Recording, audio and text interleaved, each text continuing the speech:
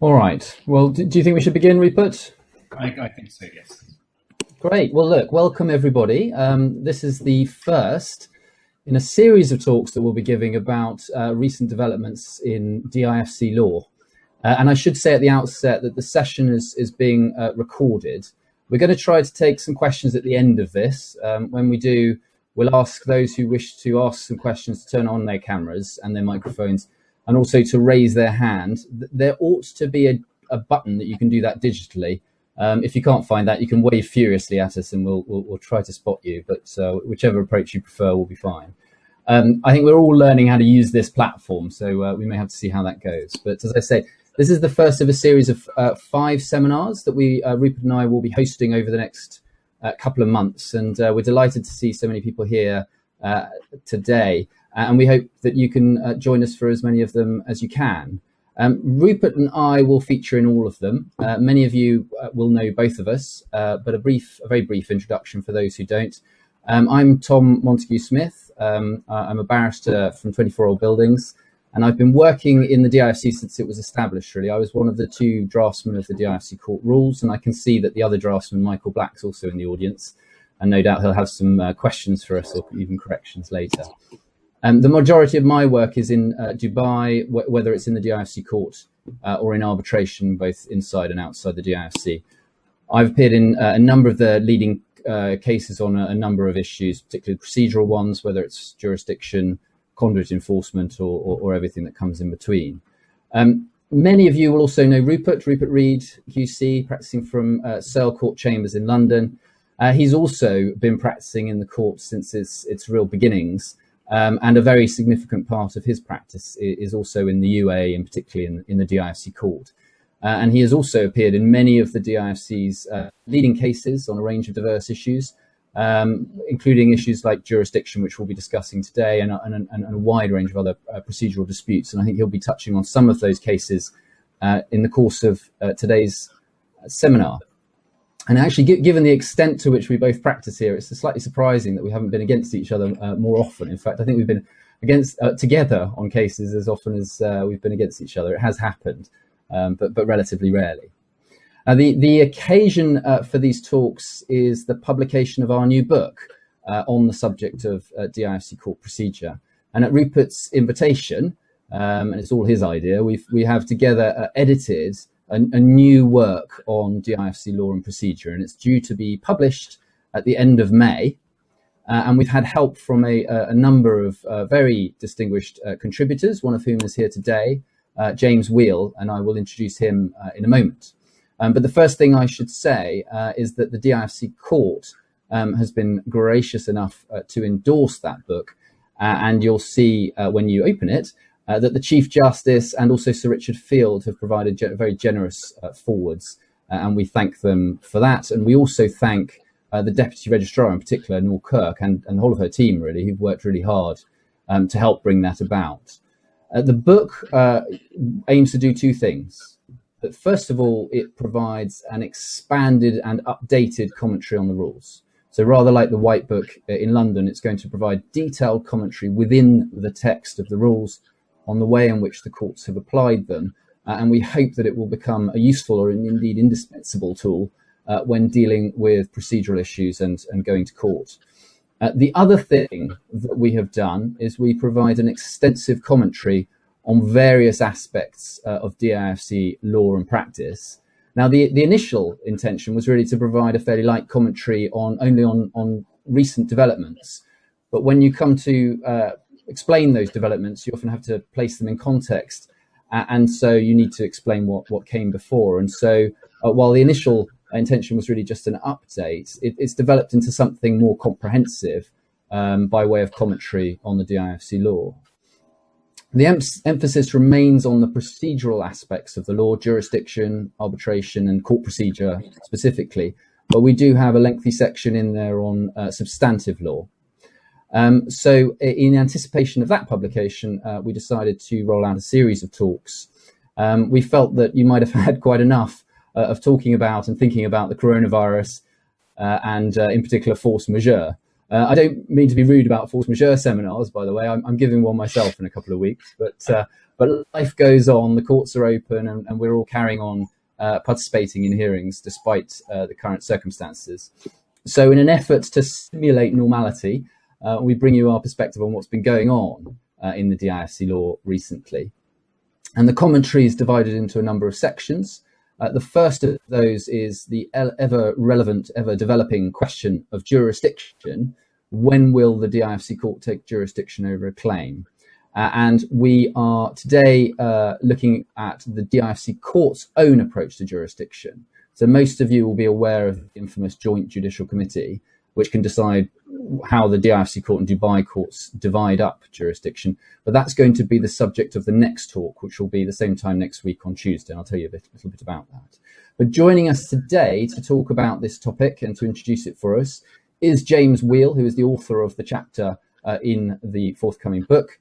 James is a busy commercial practitioner. He's a barrister practicing from Searle Court in London with Rupert, and he acts in a wide range of general commercial disputes, including professional negligence, trust disputes, equity disputes, property and insolvency, and general commercial litigation.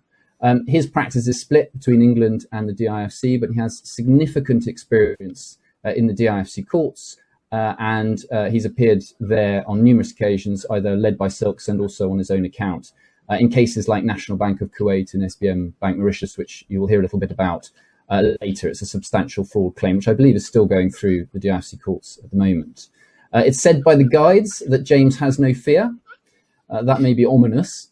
However, he's also described as a superb commercial practitioner who's made an impact with his DIFC court work, and that's certainly true. So I'm going to hand over to James to introduce the topic of jurisdiction and then talk a little bit more about some of the interesting developments that have been seen. James.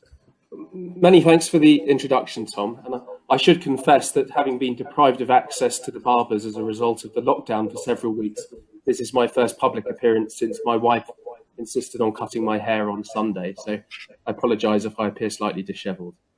As I'm sure most people joining this webinar will know, the jurisdictional regime in the DIFC is contained in Article 5A of the Judicial Authority Law, Law number 12 of 2004, referred to as the JAL. There are similar but slightly differently worded provisions in Article 19 of the Court Law, but it is now well established that the authoritative regime is the JAL, and insofar as there's any distinction between the two, it's the JAL that takes precedence. Subparagraph 1 of Article 5A contains 5 independent jurisdictional gateways, each of which depends upon some sort of nexus to the DIFC. So the first gateway, subparagraph A, concerns the status of the parties, and in particular the court's jurisdiction is engaged if either the claimant or the defendant is a DIFC body, establishment, or licensed establishment. Subparagraphs B and C are concerned with the subject matter of the dispute. So subparagraph B is engaged where a contract is concluded or performed in the DIFC, and Gateway C extends jurisdiction to incidents or transactions which take place in the DIFC or relate to DIFC activities. The fourth gateway, which we're not concerned with, relates to appeals. And the final gateway in subparagraph E is derivative in nature. It confers jurisdiction on the DIFC court insofar as extraneous DIFC laws or regulations confer jurisdiction. And just to complete the picture, Article 5A subparagraph 2 confers jurisdiction where the parties agree in writing to litigate in the DIFC, the so-called opt-in jurisdiction. Now, an overarching theme of the jurisprudence which has developed in the DIFC over recent years has been a very expansive approach towards the construction of each of the jurisdictional gateways. And as a consequence, one finds claims with relatively tenuous links to the DIFC being litigated in the courts there. The judicial activism in relation to the gateways, in my view, has been most marked in the context of Gateway E, the derivative gateway. And that judicial activism has seen over the last year or so the recognition of the necessary or proper party jurisdiction, and also a freestanding jurisdiction to order interim relief in support of foreign proceedings.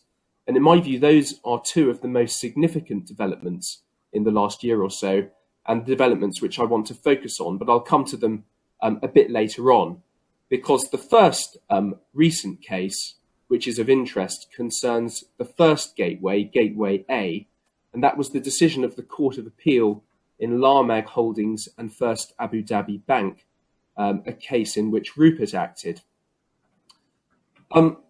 Before we come to that case, just to set the scene, there had been a trend already over the last few years towards an expansive approach to Gateway A, and you see that in the Court of Appeal's decision in Corinth Pipeworks and Barclays Bank, where the court concluded that it was sufficient that a defendant had a branch in the DIFC court, even if the business activities relevant to the claim had nothing to do with that branch. And more recently, in late 2017, in Tavira Securities and Re Point Venture, which was a case that Tom, you featured in, the claimant sought to rely on its own status as a registered establishment.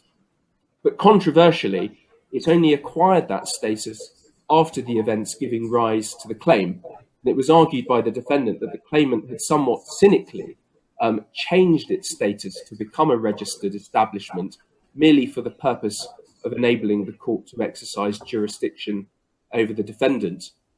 I think the consequences of the Tavira claim are quite far-reaching, because it means that a defendant anywhere in the world could find themselves subject to the jurisdiction of the DIFC courts, merely as a consequence of a claimant unilaterally changing its own status. I don't know, Tom, if you've got any observations about that case that you want to share with us.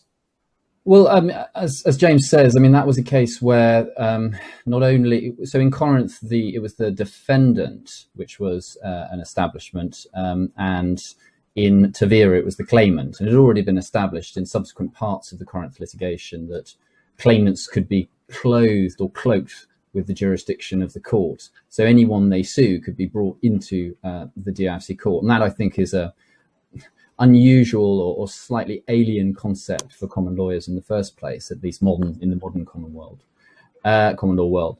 But Tavira, yes, it took it one stage further, because the claimant had only registered in the DIFC as an establishment after all of the facts which gave rise to the dispute had occurred. But I mean, when we were arguing the case, it came before Justice Sir Richard Field, and his approach to it was that it was really quite obvious that that's what the legislation said, and that the time when you had to decide whether the relevant gateway was satisfied was the time at which the case was being heard, not the time when the events occurred. So I understand the resistance to the effect of the conclusion to an extent, but on the terms of the legislation, the answer seemed to me to be quite clear, and certainly to the judge to be quite clear.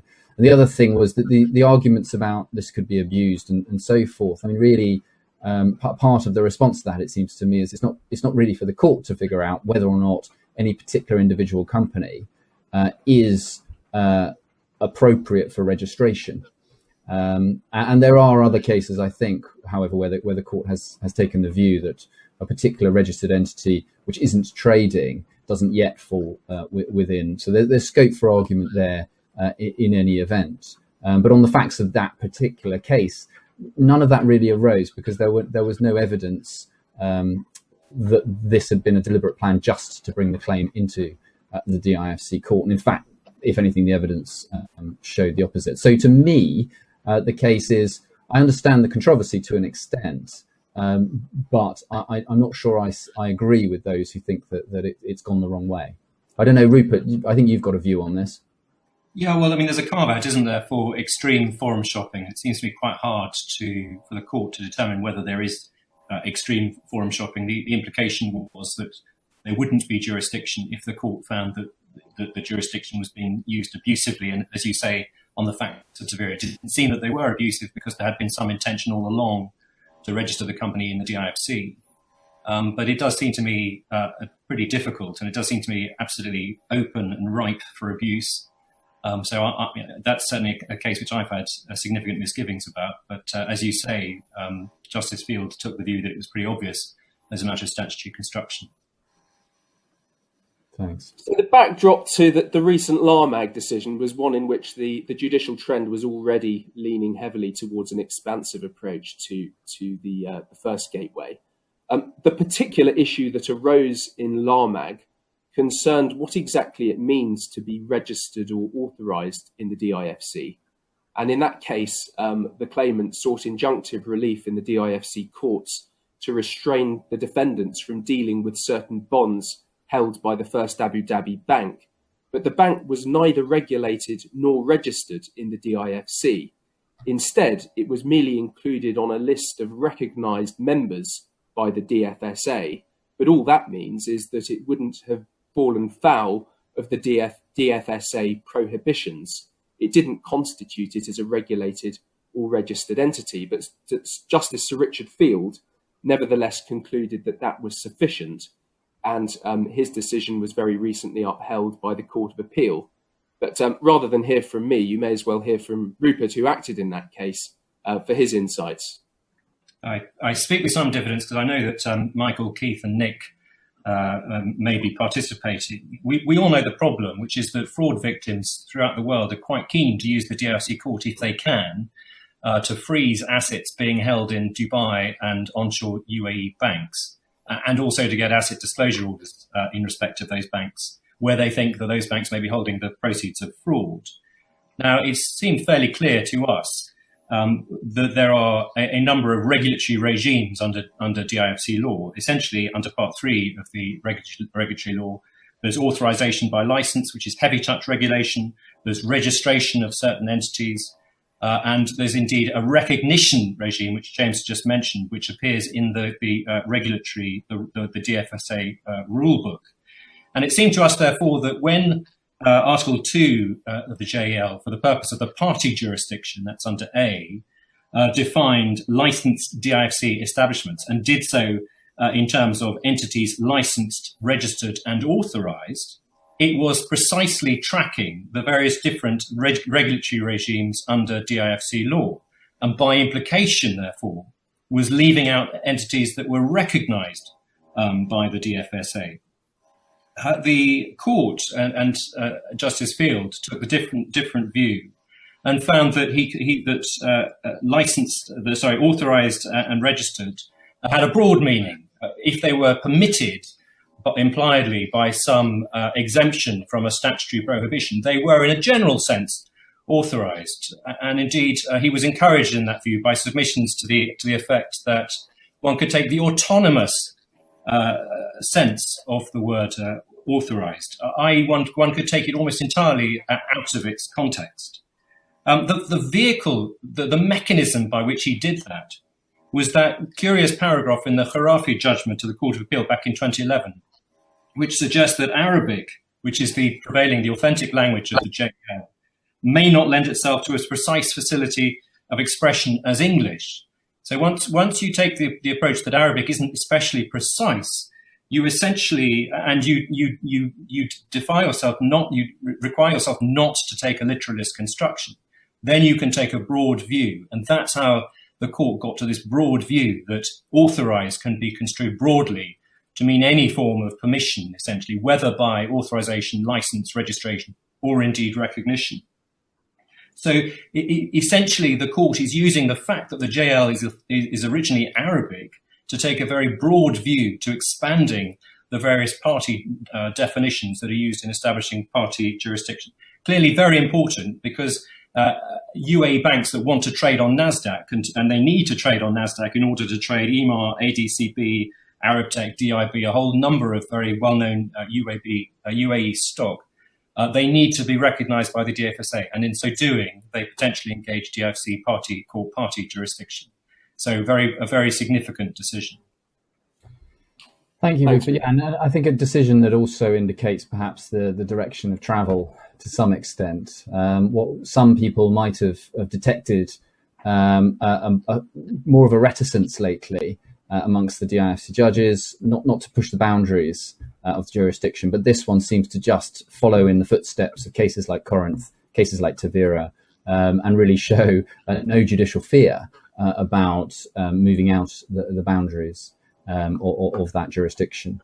But James, I think that there are other cases which we ought to move on to discuss that arise under the Article 5A1E jurisdiction. So I'll let you explain those, if I may. Yes, and just for completeness, gateways B to C, the contract and tort provisions have also been very expansively construed. The most recent case consistent with that theme was the decision of Justice Al-Madani in Commercial Bank of Dubai and Tortora, and he concluded that it was sufficient that a claimant is suing on an agreement that is closely connected to an agreement in the DIFC. There's clearly going to be room for debate as to how close the connection is, but again, consistent with the direction of travel, one sees a broader approach to those gateways. So moving on then to, sorry, Tom. I was just going to throw in there. I mean, I think that's also interesting because it demonstrates that approach seems to be consistent across the judiciary, if you see what I mean. But thank you. Yeah. Turning then to Gateway E, which you'll recall is the derivative gateway, and the way in which that has been used to fashion new jurisdictions. The first key development is the necessary or proper party jurisdiction. And those of you familiar with the English civil procedure rules will know that one of the gateways for service out is that the proposed defendant is a necessary or proper party to an existing claim. Now, that's an important gateway because it enables the courts to resolve all issues arising out of a dispute at a single hearing, even though there might not be independent grounds for assuming jurisdiction over each and every defendant. And you can imagine in a complex fraud claim where there are various corporate entities in different jurisdictions all bound up in the same alleged fraud, that it would be highly inefficient, if not chaotic, if a claimant were required to pursue multiple related actions in a number of different jurisdictions. And it would, of course, lead to the possibility of different courts reaching different conclusions as to whether or not there was a fraud at all. So the absence of a necessary or proper party gateway represents a serious lacuna in the DIFC jurisdictional regime, and it's been left to the courts to fill the gap. But the journey getting there has not been entirely straightforward, and there have been conflicting decisions at first instance until the position was authoritatively resolved by the Court of Appeal in the Nest Investments case. Now, before coming on to Nest Investments itself, there was an indication among at least certain judges of a willingness to entertain a necessary or proper party jurisdiction.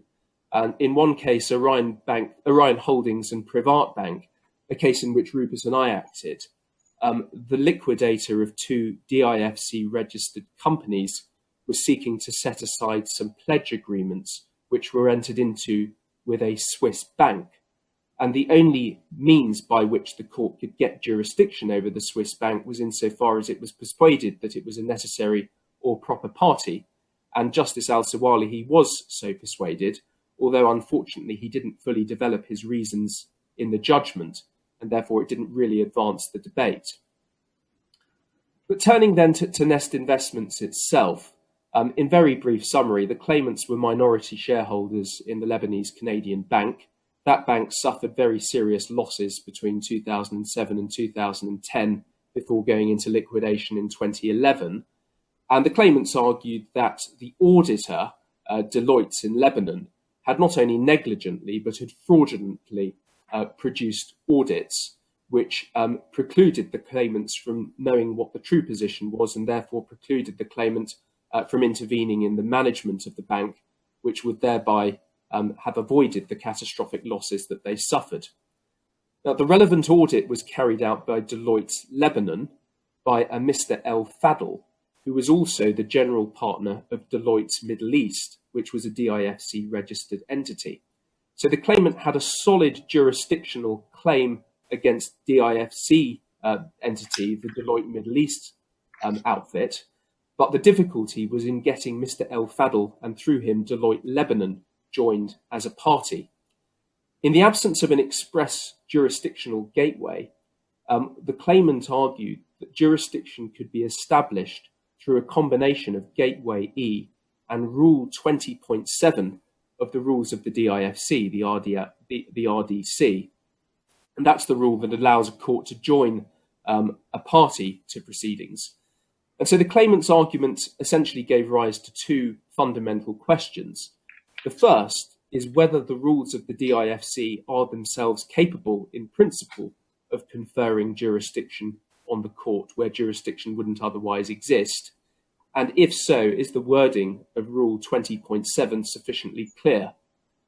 Now, that first issue, the status of the RDC, has provoked strongly divergent views among judges.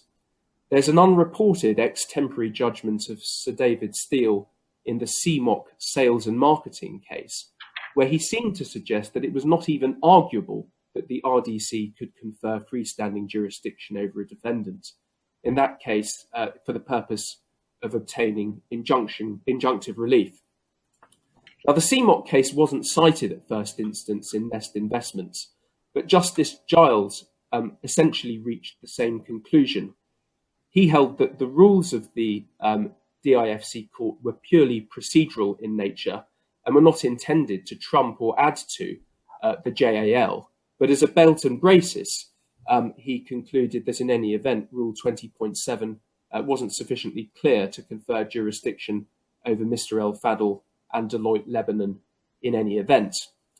But the Court of Appeal reached the opposite conclusion on both questions. The leading judgment was given by Sir Jeremy Cook. He concluded that on a plain reading, the rules of the DIFC courts were regulations within the meaning of subparagraph E, and he also concluded that the wording of 20.7 was plainly wide enough to confer jurisdiction on a defendant which wouldn't otherwise exist. It seems to me that the crux of his reasoning was that Rule 20.7 would have a very limited scope if all it did was enable a claimant to join two claims against defendants which the claimant had a claim of against as of right. So he reasoned that the purpose behind Rule 20.7 must have been wider than that. For my part, I'm not entirely convinced by that reasoning, insofar as it suggested that Rule 20.7 must have been intended to be broader than a mere procedural mechanism. I'm not entirely clear what the foundation for that suggestion is. And in England, the English CPR provides a straightforward procedural mechanism for adding parties, and there's no suggestion that the rules go any wider than that in England. So I don't see why it follows that they should do in the RDC. But whatever criticisms one may make of the reasoning in Nest Investments, I don't think one can criticise the outcome, because the DIFC jurisdictional regime would be much the poorer without a necessary or proper party jurisdiction. I don't know if Tom or Rupert have any further thoughts. Well, yes. I mean, I don't know whether you agree with this, Rupert, but I mean, in my view, this is by far and away the most significant development on the issue of jurisdiction in the DIFC court. And it certainly, for my money, will solve a lot of problems that lawyers face when they're thinking about bringing a complex, multi-party, multi-jurisdictional dispute before the DIFC courts. What do you think, Rupert?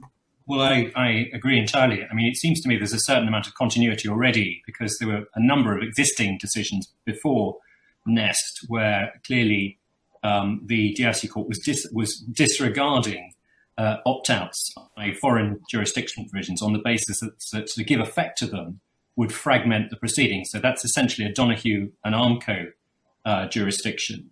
It doesn't, and in policy terms, it doesn't take much to get to that, from that to conferring jurisdiction on the basis of necessary and proper party jurisdiction. So that in policy terms, the basis was already there. There had been decisions in 2018, James has mentioned one of them, where the court was effectively accepting, without much reasoning, that it had a necessary and proper party jurisdiction. It seems to me that jurisdiction is essential to a mature international commercial court. One can understand in the early days why the court may have seen itself as more of a hybrid court that didn't have that jurisdiction, that needed a more consensual or territorial basis to its jurisdiction. But as it matured, it seems obvious that it needs one. There are clearly difficulties with the use of 20.7 to create that jurisdiction. I think most of us would rather it's done by amendment to the JAL, but we all accept the political realities of how difficult it is to get amendments to the JAL. So we should all essentially wait and see how this jurisdiction develops as a 5A1E derivative jurisdiction, see how it works. There are clearly wrinkles. There are the fact that 20.7 is a test based on desirability of joinder, whereas ordinarily in most common law jurisdictions, necessary and proper party jurisdiction is based on a necessity of joinder. So there's some sense that we may be slightly out on a limb in terms of common law principle. For my money, the real difficulty was always forum non-conveniens, in that if the DIFC court didn't have necessary and proper party jurisdiction, it was going to lose the contest in terms of trying to establish that it was the forum conveniens, or indeed trying to, on issues as to whether some other court was the more appropriate or more convenient forum. And even in 2018, we saw two cases where that issue arose precisely. First of all, it was the Orion Holdings case that James mentioned. And one of the claims involved, I think, C2, a Delaware corporation, as against D3, which was a Swiss bank. There was no basis for the DIFC court to assert jurisdiction. And so in those circumstances, I think it was Justice Chamlin who essentially found that there was necessary and proper party jurisdiction. And just in case that didn't work, he found that there was also subject matter jurisdiction under 5A1B. But clearly, if there hadn't been necessary and proper party jurisdiction, that would have created the situation that the claim C2 against D3 might have had to go off to Switzerland, and one would therefore have had a certain fragmentation of the proceedings. And then later in the same year, in October 2018, in the Bazov case, which some have been involved in, there was a similar issue in that we were seeking to argue that Canada was the more appropriate jurisdiction, and there were very strong reasons for arguing that. But we also made clear that we, as one of the principal defendants, would be seeking to bring contribution proceedings against a third party, and that third party, we were in Canada. The third party was a Russian businessman resident in France, so there was potentially no jurisdiction for those contribution proceedings, and therefore again there was a risk of fragmentation of proceedings. And Cook looked at Nest first instance. He looked at the decision in Orion. He recognised the conflict, and my sense was that he was slightly rocked by the lack of a necessary and proper party jurisdiction. And I think his thinking in that earlier case in Bazov may have played some part in his decision in the Court of Appeal in the Nest investments a year or so later. Yeah, and I mean, you mentioned consistency of judgments and earlier decisions, and actually that there was a very similar decision in the Dubai World Tribunal not long before Nest in January 2018. In the interest of time, I won't go into it. I think there might be some people on the call who are involved in that as well. But applying similar policy considerations to John Chadwick found that there was jurisdiction over connected claims, which weren't between Dubai World Tribunal parties. So there's some precedent there. But what's striking to me about all of this is how clearly, how there are different judgments out there and how clearly the views have been expressed in those different judgments. So you mentioned the CMOC case where Justice Steele, Deputy Chief Justice then, was very clear that this just wouldn't work. And I think he might have, he described it in fairly deprecating terms, the argument.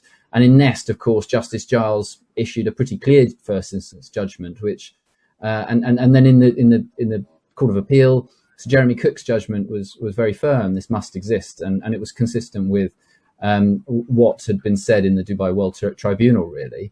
But then the Chief Justice was on the policy issues. I mean, it was a very careful judgment by Justice Cook in terms of the analysis of whether the RDC constituted DIFC regulation for the purposes of 5A1E, and that, I mean, that I think it wasn't just a judgment of policy. There was some very careful analysis done of the basis of I agree with that, but we've heard some things from James about how at least some of that analysis is up for debate, and that must be right.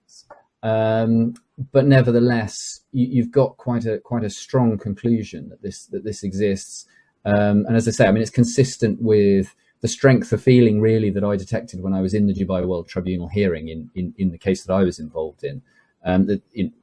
Sir Anthony Evans, indeed Sir David Steele was on that panel, and John Chadwick, all were not very interested in my opponent's arguments that there wasn't this facility. They said there must be this facility, help us find it.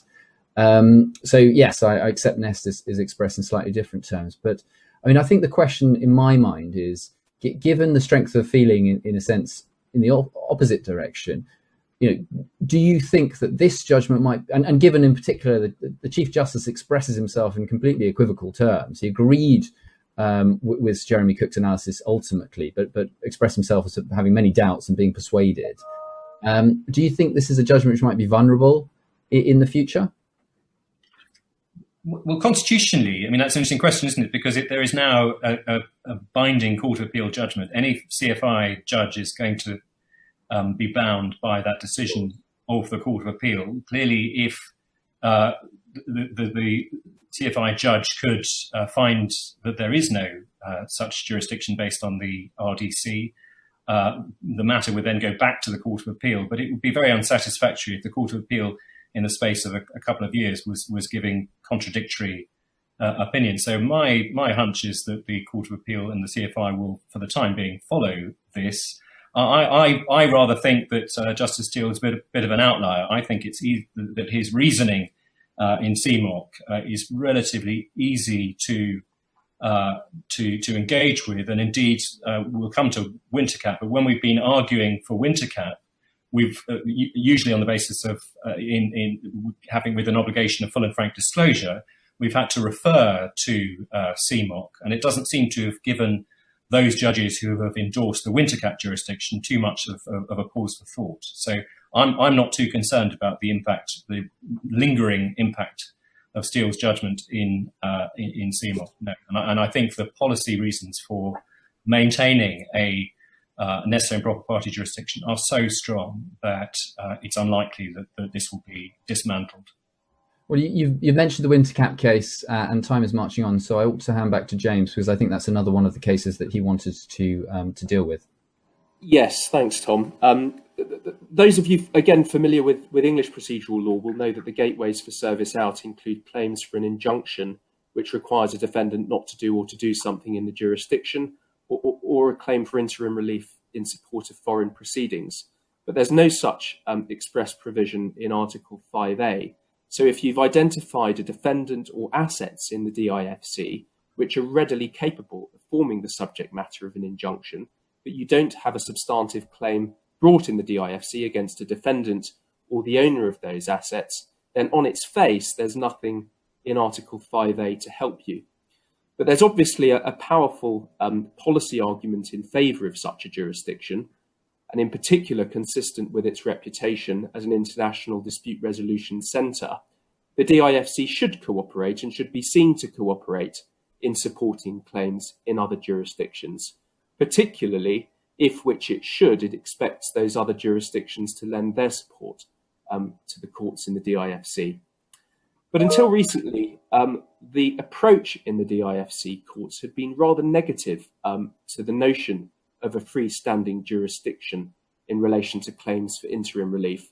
And I think the high watermark of the judicial reluctance, as we've been discussing, is the judgment of Sir David Steele in the CMOC case. But an important breakthrough came through in the decision of Justice Al-Sawalahi in United States Securities and Exchange Commission and Wintercap around this time last year.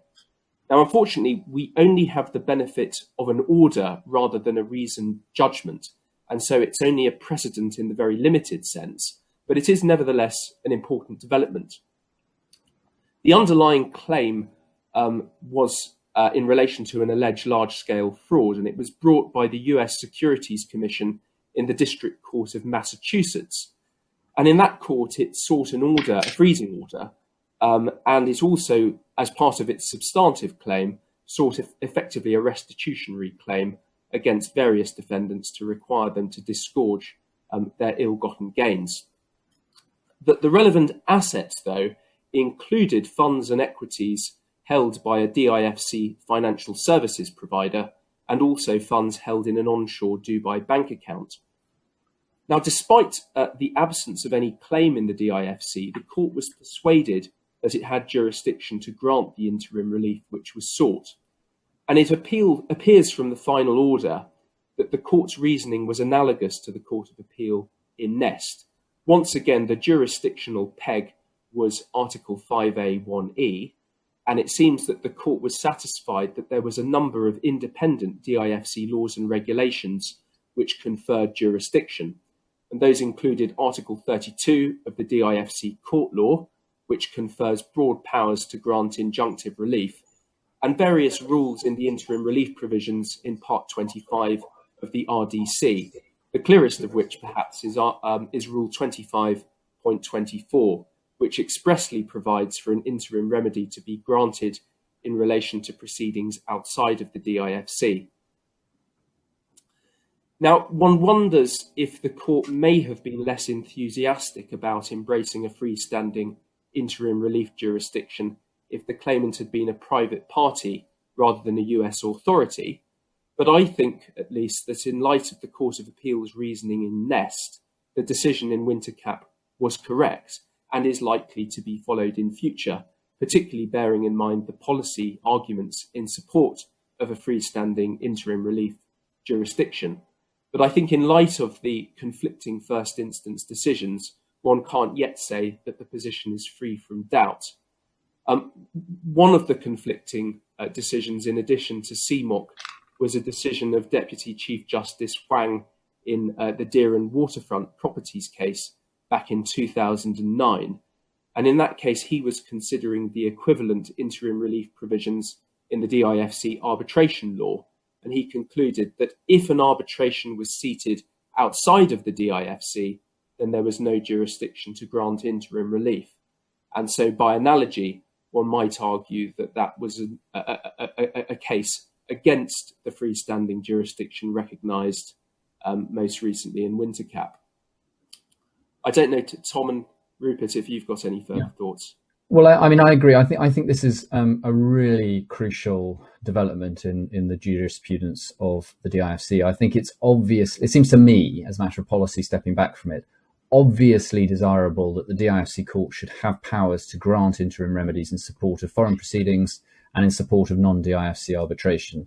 If you just take the single example of assets based in the DIFC, and a party wanting to freeze those assets in support of a foreign set of proceedings, then if one assumes that the court does not have power to grant injunctions in support of foreign proceedings, then the DIFC could become a sort of asset haven from those sorts of things. Not ultimately, because once you get your judgment, once you get your award, you can enforce in the DIFC. But consistent with that, one would have thought that it would be desirable to have this facility to freeze or to give other sorts of interim relief where it's needed in the DIFC.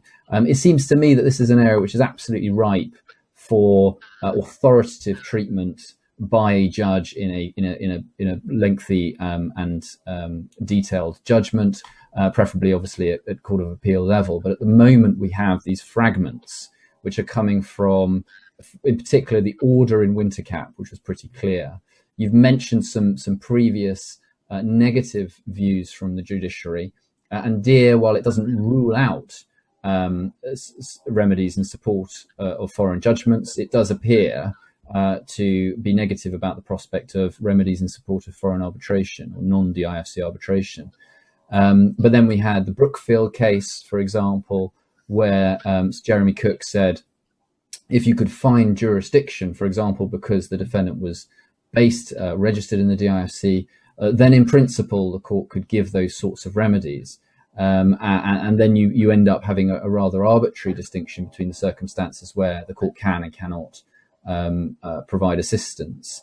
More recently, I've been in a case in the DIFC courts where there was an argument about whether or not the seat was Dubai, non-DIFC Dubai, or DIFC. It was expressed in the contract as Dubai. And so I had to run the argument, firstly, that the seat properly understood meant the DIFC, or secondly, that in any event, the court had jurisdiction to grant remedies in support of non-DIFC arbitration. Now, I never got I didn't get a judgment, so I got the order, but I didn't get a judgment which told me which of those arguments was accepted. And it seems to me that there's plenty of scope for clarification here. I tend to agree with you, though, that the right answer, there is a route to the right answer on the legislation, and that is the route that ought to be, that's the conclusion that ought to be accepted ultimately by the court because it's so desirable. Rupert, do you have any views on that? I mean, certainly there was a lot of conflicting decisions back in 2016, 2017. Tom, you may remember the Hiranandani decision, where we got a pre-winter cap order essentially under 5A1E by reference to Article 32 of the court law. That's the jurisdiction to grant injunctions, and also RDC 25.1, the power to grant interim injunctions. And of course, in CMOC then went the other way the following year in 2017. The policy reasons seem to me very strong. One of the fragmentary judgments that has come out is a judgment of Justice Field in the IMS and BankMed case in December last year. And Justice Field recognised it was a good arguable case for winter cap jurisdiction. Clearly, if you're applying for an injunction at the interim stage, that's the threshold test. And indeed, the Court of Appeal, although they upheld the decision of Justice Field that there was no good arguable case as to risk of dissipation, they did find a good arguable case, or they appeared to find a good arguable case as to jurisdiction, the winter cap jurisdiction. As yet, there hasn't been a written judgment. There may be a written judgment on that. Interestingly, one of the points we pushed on jurisdiction was exactly this point about comity and the need for judicial assistance, and that if you don't provide judicial assistance in this way, what you effectively require is parties to get an order in the foreign jurisdiction and then seek to enforce that order in the DIFC court, which has a massive slowing effect, not least if the other jurisdiction is a Riyadh jurisdiction. So you have to go through all of the rigmarole of Article 6 Riyadh Convention service in the DIFC. And where we're now dealing with international fraud and the speed with which international fraud works, different courts need to be able to assist each other quickly without those sorts of barriers. And we also, in IMS and BankMed, pushed or referred to there's a very helpful BVI decision in Black Swan, where Justice Bannister of the BVI courts made exactly your point or James's point about that if the offshore financial jurisdictions do not assist the courts in the jurisdictions where the economic activities of the relevant companies happen, then there will be a reputational issue for those offshore financial centres. So a very serious point being made there. The interest, I think, will be in the test that is required in order to exercise the winter cap jurisdiction. There's some discussion in Black Swan about the need to have establish an in persona jurisdiction against the respondent, and the need to show that there are assets in the jurisdiction. So those tests, I suspect, will emerge from the jurisprudence as it develops. But as you say, this is really important and it's really interesting and it's developing now, and we really need a comprehensive judgment on this. Most of us are putting forward fairly comprehensive submissions, I should say, in support of the winter cap jurisdiction where we rely on it. Yes, well, thanks very much, Rupert. And I know, James, that there were a couple of other issues that we held in reserve, really, that we thought we might be able to get to, but it looks like we're running out of time. So unless either of you have got anything you burning to add, what I was going to do is see if we could elicit any questions that we had. I saw earlier that Michael had a question, and we weren't ignoring you, Michael, but we were just leaving it until the end. I don't know if you want to raise that question now or if anyone else has any questions. As I say, there ought to be on your screen a button that you can press to raise your hand. Michael, we should say, is MB for the purpose of Shana's assistance.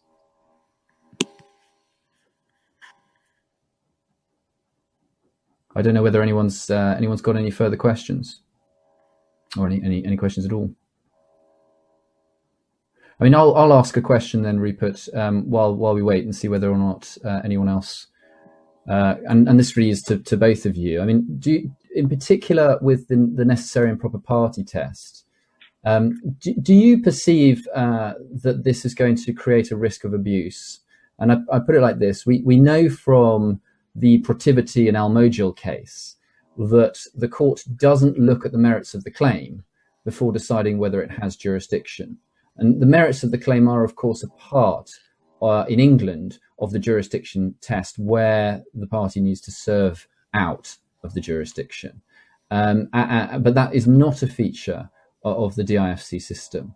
So is there not then the risk that parties will float very weak claims against one party, which is subject to the jurisdiction, say a registered entity there, and will then seek to attach to that, through the nest approach, a whole series of other claims which one might say properly deserve to be left somewhere else or understood somewhere else? And to your point, Tom, in the English system, this jurisdiction is by permission to serve out. So there's a discretionary element which clearly isn't there when one looks at 5A1A and 19.1 of the court law. It's on its face an exclusive and mandatory jurisdiction that arises if the relevant conditions are satisfied. And there is an effective discretion. I know it's not a discretion, but if you're finding whether the joinder of a party is desirable or necessary, whichever the test may be, I mean, effectively that gives the court some basis for protecting against the misuse, the abuse of anchor defendants. But I agree, there's a real risk that anchor defendants are used. I mean, we want the classic example where there's a dispute in respect to shares and one joins in the registrar of shares in the relevant jurisdiction just for the purpose of engaging that jurisdiction when there's no other jurisdictional hook or basis for suing the true defendants, if you can call them that. Do you think there is scope for applying some sort of merits-based test when determining whether or not it is necessary or proper to have the party joined as a party, and therefore whether or not the claim as a whole should be heard in the court? That's very interesting. You and I have argued for a merits test. I mean, clearly there's a good arguable case that the gateway is satisfied test. That's probably there as a matter of DIFC law. It's clearly there as a matter of English law pursuant to the Lord's decision in Brownlee. And it's a relatively easy test to pass on the whole, to show that you've got a good arguable case that the gateway is satisfied. The jurisprudence is unsatisfactory. You've run it. I've run it with you. I think the case we did together in Maidan. It's not entirely clear that the court has disapproved of. I think there's one decision, isn't there, where the court essentially doesn't approve that approach. But it seems to me the point may still be arguable. If it was properly and closely reasoned, I don't think the argument has been shut out. Yes, I think it might be a different question when applied in the context of joinder as a necessary and proper party. I mean, it might well be arguable that there just needs to be a merits filter there.